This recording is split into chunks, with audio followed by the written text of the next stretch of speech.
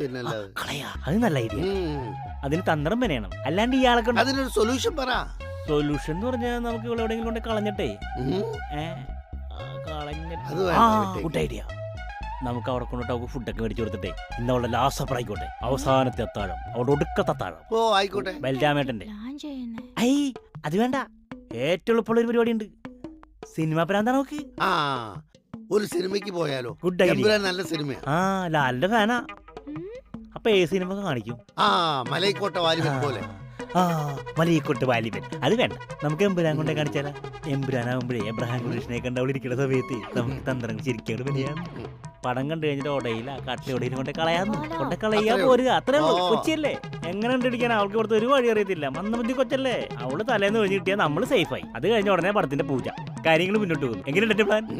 തലയിലും മുടിയില്ലെങ്കിലും ഭയങ്കര ബുദ്ധിയാണ്. അത് ലുക്കില്ലാതുള്ളൂ, മുടി ഇഷ്ടംപോലെ ഉണ്ടായിരുന്ന കൊണ്ട്. അപ്പൊ നമ്മൾ പറഞ്ഞ പോലെ കാര്യങ്ങൾ മുന്നോട്ട് ലാഗടിപ്പിക്കണ്ട.